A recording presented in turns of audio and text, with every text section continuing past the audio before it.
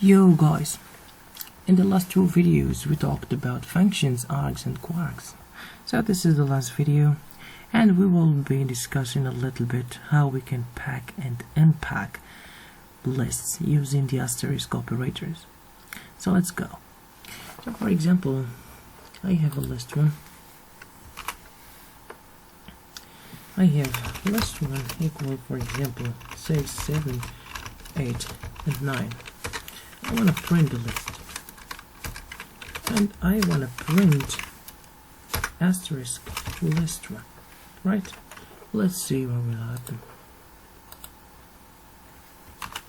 So as you see here, in the first time we printed the list, but in the second time we printed just the values within the list, which means that we unpacked the list, right? And we took just the value and put them here. So this we printed just one type, which is a list, but here we printed 4 values separately, right? This is 6, 7, 8 and 9, right? So this is how we can unpack a list, right? So let's try to talk and see this more deeply. So for example, we have another list, list 2 for example, 6, 9, 0. Okay, just we will be enough with that. If we make list 3 equal list 1, list 2. So as you know, with this configuration we will have this list 3 is a matrix because it will have inside it 2 lists, so it's a list of lists, right? So how about list 4 equal list 1, list 2, but this time with the asterisk operator, right? We will see the 2 results and then compare them both. Yes, I need to print list 3 and then list 4. Okay, so let's see what happened.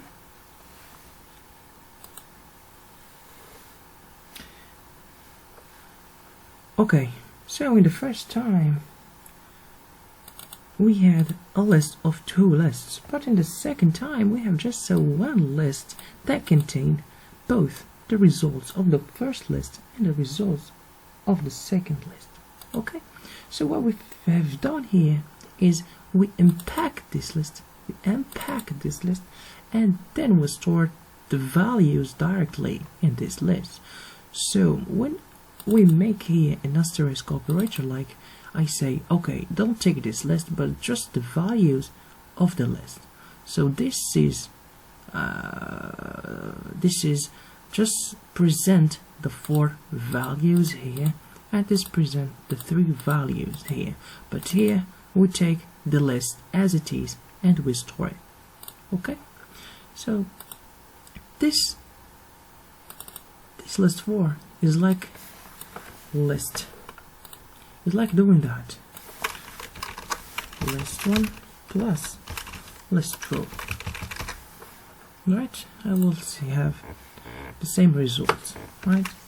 So let's see, so here list 1 plus list 2, and I will have the same result, right? So we can do so much other things. So for example, we have list 1 that have, for example, 2 values, 5, for example 9 here, and they want to print, or maybe I want to make a text that have, for example, %d, %t, %. So if I want to work with the list, if I make list 1, I will have a problem, right? Because this is one argument or one object, and here I'm asking for 2 object. Okay, so a number is required, not a list, right? So how can we do that? So To avoid the problem, we have to make a tuple, and we have to unpack the list and make a comma here. So now it will work.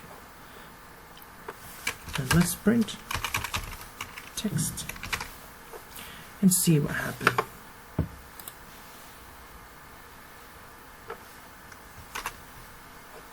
Right? So the result will be 5 and 9. Because this is seen like two different separate values, 5 and 9. Okay, so if we added, for example, 0 here, so we will be given 3 values and we are asking just for true, we will have a problem, right? But if we added a d here, %d, we will not have that same problem. Okay, so this work with the same manner for dictionaries. So what can we say again about the asterisk operator? Let me see. Okay, we talked about that, we talked about this. Okay, so there is another important thing. Okay, for example, I have just 6 values and I wanna pass those values for something, for another variable. So for example, b, c, for example, equals list1. This will give a problem because we have here 6 values, but we are making just 3 variables here. So to avoid the problem, we can, for example, add an asterisk operator here, just to say that, okay, the A will take the first value, the C will take the last value, but B will pack all of those 4 values in a list, right? So let's try to see that. Okay, I always miss the print. Okay, so let's run again and see what will happen. Right? So this is A, this is B that packed all of those values in a list, and then C, which is a 1 value. Right? So guys, this is all about how we can pack and unpack the lists using the asterisk operator. We can do the same thing with the quarks. This is examples for lists, but you can do the same thing for quarks, okay? Or for, yes, this is for args, and quarks, I mean true asterisk operators for dictionaries, right? So now let's move to the project. So guys, try to make a project to calculate the factorial, okay? Try to make a function to calculate the factorial, and for the second project, try to make a program to calculate the determinant, right? So guys, this is all for this 5th lesson, right? Try to make proper solutions for the project 1 and 2. If you have any suggestions, any questions, just put them below in the comment. I will be replying and as soon as possible. So guys, if you found our videos important, useful, very helpful, just give us a like and a subscribe. This is very encouraging and will encourage us to make more relevant and good videos in the future. So solutions, of course, of the projects will be given in the next videos. To that time, see you and bye bye.